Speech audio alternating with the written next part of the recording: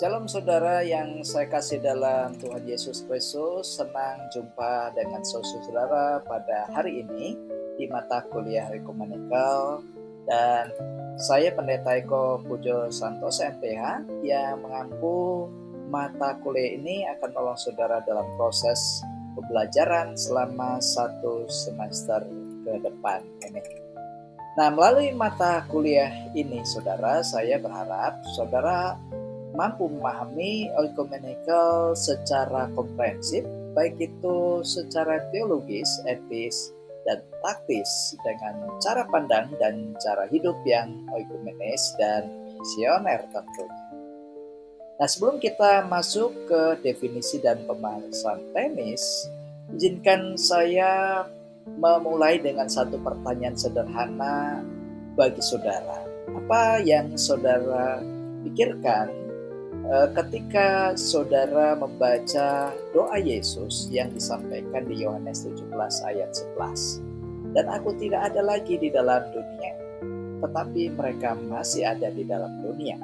Dan aku datang kepadamu ya Bapa yang kudus, peliharalah mereka dalam namamu, yaitu namamu yang telah Engkau berikan kepadaku, supaya mereka menjadi satu sama seperti kita. Nah saudara, doa ini bukan sekedar kalimat perpisahan Yesus sebelum ia naik ke sorga, tapi ini adalah isi hati Tuhan, kerinduan yang paling dalam bagi dirinya, agar semua orang percaya yang oleh pemberitaan Injil menjadi satu di dalam Kristus. Dan inilah yang menjadi alasan utama secara teologis kenapa kita perlu belajar di mata kuliah ini. Karena kesatuan orang percaya itu adalah kehendak Yesus sendiri. Maka mempelajari mata kuliah ini bukan sekadar memahami secara kerjasama antar gereja, tetapi menanggapi doa Yesus, sebuah kerinduan surgawi untuk menjadikan semua orang percaya satu di dalam Kristus. Nah saudara, mungkin kita sering mendengar istilah ekumene, bahkan dalam berbagai kegiatan Kristen seperti Natal Ekumene bersama, Nasional bersama, Paskah Ekumene bersama, atau seminar lintas gereja dan lain sebagainya. Ya, semua itu baik dan itu adalah sebuah ekspresi kesatuan dari orang-orang percaya. Namun ada kecenderungan bahwa ekumene itu hanya dipahami sebatas kerjasama secara formal, sebatas proyek dan perayaan-perayaan belaka. Pokoknya asal bisa ibadah bareng, rapat bareng, dan buat acara bareng, itu sudah namanya oikumene. Nah, lebih dari itu saudara, ada juga yang memaknai oikumene itu sebagai usaha menyatukan seluruh gereja dalam satu sistem organisasi atau satu gereja tunggal.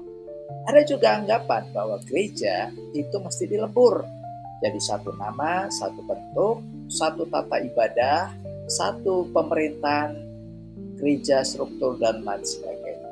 Nah, apa akibatnya? Timbul dua reaksi pasti. Satu sisi, ada yang kecewa karena sudah sekian lama impian menjadikan gereja Kristen yang esa menjadi terwujud, tetapi di sisi lain, ada yang takut kehilangan identitas dan keunikan gerejanya. Khawatir kalau semua dipersatukan akan kehilangan karakter dan ciri khas gereja mereka. Nah, disinilah letak tantangan oikumenikal, bahwa kesatuan bukan berarti kepenyeragaman.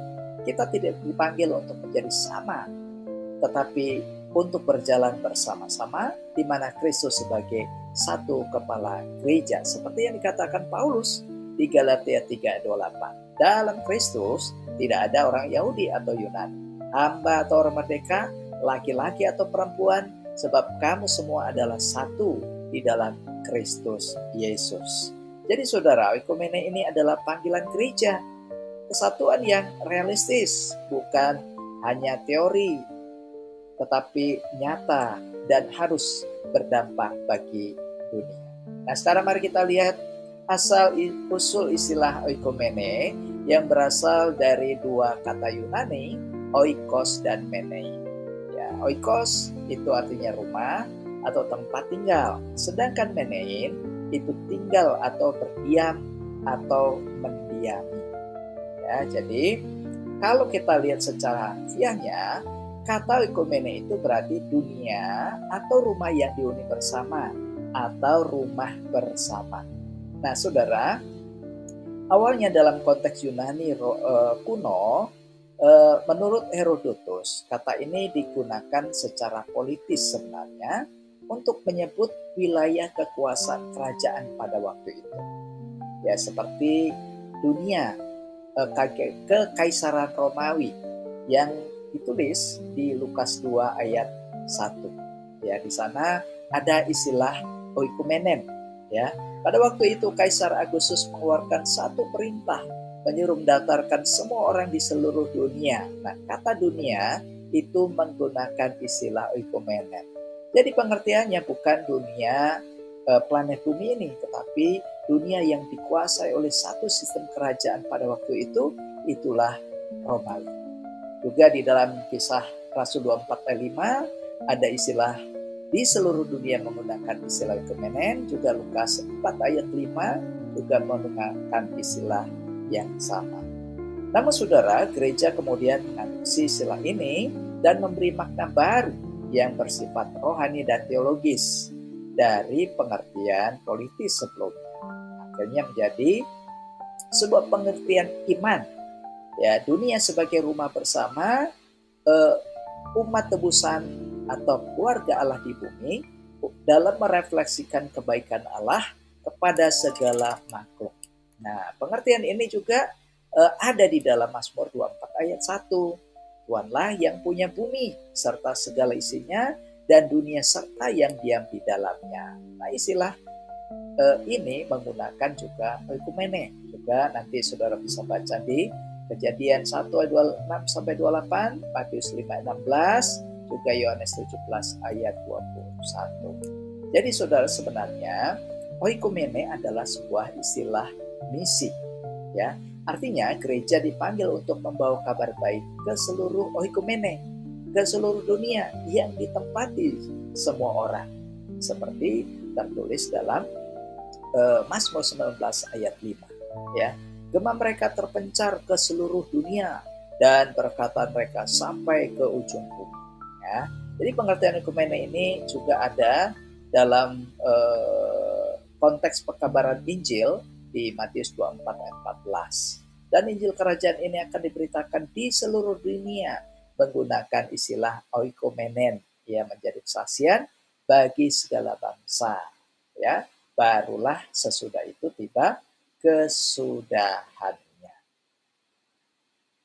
Nah, Abineno, seorang tokoh oikumene, berkata, satu bumi, satu kebudayaan, satu kerajaan, hingga sampai kepada satu gereja yang esa, yang disebut dengan GKYI. Jadi, oikumene ini sesungguhnya merupakan istilah untuk menggambarkan kekristenan, menggambarkan gerakan bersama untuk mendiami bumi yang kepadanya Injil diberitakan secara holistik, utuh, dan menyeluruh. Demikian juga Chris Artono dalam bukunya Gerakan Oikumene di Indonesia mengatakan bahwa gerakan Oikumene ini adalah usaha gereja untuk menghidupi dan membuktikan kesatuan Injil dalam dunia masa kini. Agar kesan itu tidak hanya menjadi cita-cita belaka, tetapi sungguh terlihat dan terasa bagi dunia. Jadi saudara, kita bisa simpulkan yang pertama, oikumene itu adalah kerinduan Yesus Kristus agar semua orang percaya menjadi satu di dalam Dia. Kemudian kedua, orang percaya atau gereja itu harus menghidupi semangat ini dalam kehidupan dan pelayanannya.